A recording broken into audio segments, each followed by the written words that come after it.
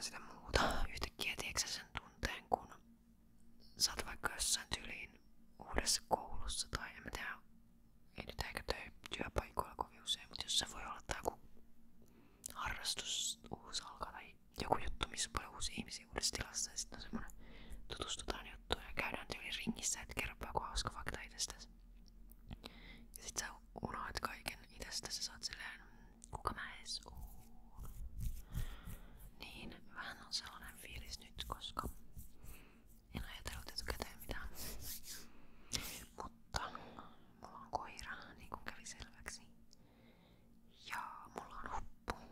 Joten mä keksin tästä nyt vaan jotain random faktoja tälleen nopeasti sen kummemmin miettimättä. Mä oon aiemmissa höpinä videoissa myös sanonut jotain random faktoja. Mä oon kertonut mun jouluruoka-ajatuksista esimerkiksi tässä lähiaikoina. Saatetaan kuulla myös koira-ääniä.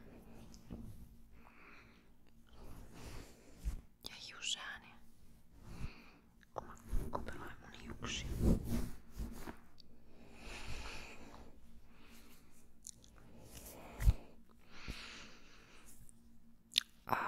No niin, no helppo ehkä mitä mä harrastan. Mä käyn kuntosalilla ja kiipeilemässä. Boulderointia harrastan ja kuntosalilla olin viimeksi tässä äskettäin tänään. Ja no siitä mä voisin puhua kuinka paljon, no, mutta siis tällä hetkellä mä käyn 4 kertaa viikossa salilla. Aikaisemmin mä kävin 5 kertaa, sitten mä oon välillä kokeillut käydä 6 kertaa, mutta se oli vähän liikaa. Mutta tää 4 kertaa tuntuu nyt hyvältä, kun on muutakin liikuntaa. Niin ei sit oo ihan liikaa. Ja boulderoinnissa käyn myös joka viikko ainakin. No ihan minimissään kerran, mutta yleensä 2 tai 3. Ja joskus 4 ja on sitä tullut 5 käytyä. Peräkkäisinä päivinä vielä. Mutta sitten mä tykkään myös uida, mutta mä en oo tänä vuonna uinut yhtään kertaa, joka on aika surullista, koska mä oikeesti tykkään uimisesta tosi paljon. Ihan sama onks uimahallissa tai ulkona, mutta en oo tänä vuonna käynyt uimahallissa kertaakaan, enkä oo käynyt edes ulkona uimassa. En ollut koko kesänä missään järvessä enkä missään. Kauheaa. Mä haluaisin käydä vesipuistossa, se olisi niin kivaa. Ja en oo ollut edes missään kylpylässä tänä vuonna. Viime vuonna mä olin kylpylässäkin. Ainakin 2 kertaa. Ja sitten viime vuonna, mä oon siis viimeksi uinut viime vuoden joulukuussa, eli yli vuosi sitten Kanarialla. Silloin mä uin uimaltaassa ja meressä. Mut mä menen kohta taas Kanarialle, niin mä voin siellä sit taas uida uimaltaassa ja meressä. Aika kivaa, jaa. Eli joo, mä tykkään liikkua. Mä tykkään käydä salilla ja kiipeillä ja uida ja jos mua pyytää mihin tahansa liikuntajuttuun mukaan, niin todennäköisesti mä sanon joo. Vaikka se olisi jotain mitä mä vihaan, esimerkiksi juoksu. Okei, mä en aina esim. Talvella, jos mua pyytää lenkille, niin voi olla, että mä sanon, että juu ei. Mä en tykkää käydä lenkillä, siis kävelyllä voin käydä. Mutta ei juosta. Siis mä juoksin kyllä tänä vuonna muutaman kuukauden. Mä olin niinku kesällä. Melkein koko kesän. Ja sitten keväällä muistaakseni myös jonkun aikaa. Niin mä juoksin kyllä monta kertaa viikossa, kun mä juoksin salilta aina kotiin, niin se oli niinku silleen loppulämmittely. Ja sit oli kiva, kun pääsi nopea kotiin. Ei se ollut se alle 2 kilsan matkaa, et ei ollut edes paljon. Siis joku 1,5 kilsaa. Mulla on onneksi vaan matkaa salille, niin mä aina kävelen sinne ja takas. Niin sitten oli semmonen juttu, että juoksin sieltä aina takaisin. Ja huomas kyllä, että se juoksukunto siinä kasvoi aika nopeasti, että aluksi mä en jaksanut juosta koko matkaa putkeen. Ja sit myöhemmin mä jaksainkin, niin se oli aika kivaa. Ja siis jo edelleen on vaan se 1,5 kilsaa. Mutta ja sit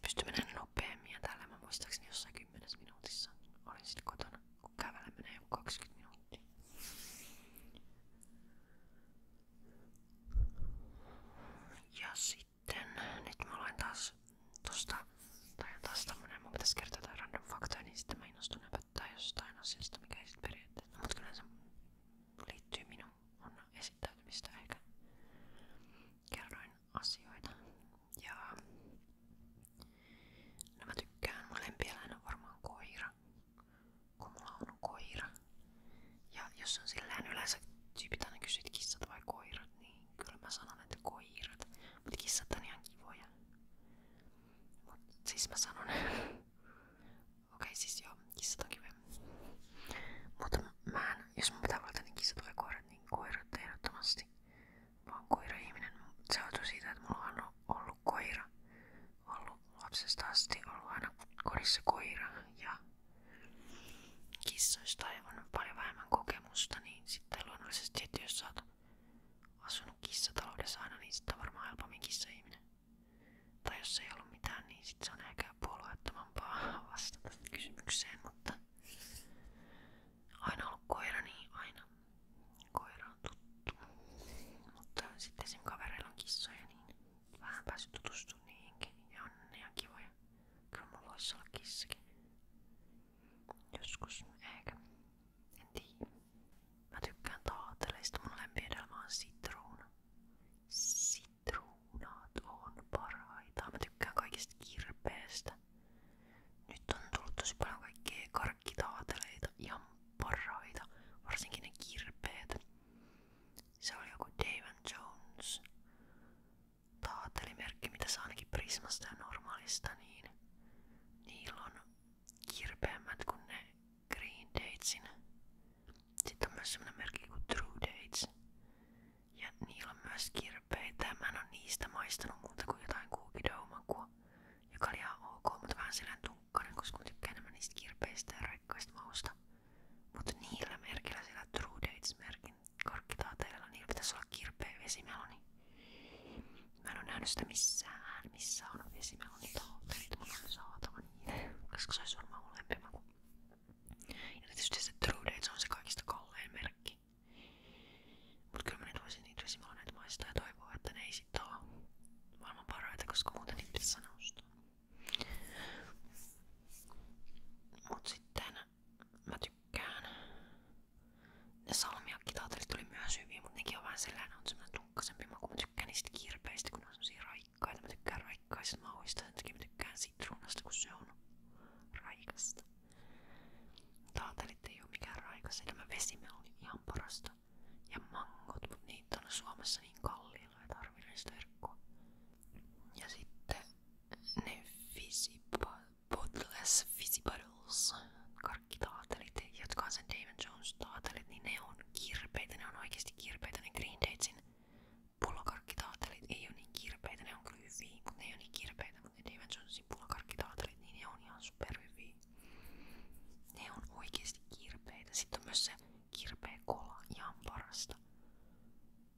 Ja sitten oli myös joku kirpeä mansikka, mut niitä oli vaan Green Datesillä, mut sekin on tosi hyvä. Se ei oo niin kirpeä, mut se on jotenkin semmonen tosi hyvä mansikamakunen. Tai semmonen mansikka-lakritsin makunen. Siis lakritsi, se ei maistu lakritsilta, mutta mansikka-lakritsi on semmonen, joka maistuu mansikalla. Semmonen punainen laku. Joo, karkkitaateleistakin voin kyllä puhua vaikka kuinka. Mä oon vegaani ollut 10 vuotta. Se on myös random fakta. Sitä ennen olin kasvissyöjä, siis peskolakto-ovo-vegetaristiksi vissiin siis sanotaan. Söin niinku, no periaatteessa söin kaikki paitsi punaista lihaa. Mä en tiedä miksi sitä sanotaan, jos on semmonen kasvissyöjä, että söis kanaa ja kalaa, koska pesko-vegetaristi on kasvissyöjä, joka syö myös kalaa. Mut mikä sitten on pollo-vegetaristi, jos syö kanaa? Mut mä söin kanaa ja kalaa ja maitotuotteet ja kaikkea paitsi punaista lihaa, mut sit mä etin kanan pois ja sit mä etin kalan pois ja sit mä olin silleen, että vois kokeilla olla viikon vegaani. Ja sit mä totesin, että tämähän on ihan helppoa ja ollut siitä asti sit vegaani. Se oli 2014 keväällä. Nyt on 2024, eli mulla tulee kohta 11 vuosi. Oon mä tässä 10 vuoden aikana syönyt lihaa kyllä vahingossa. Kun oli joskus mä oon ostanut jossain työpaikkalounaalla. Mä luulin, että se oli soijarauhetta, niin se olikin.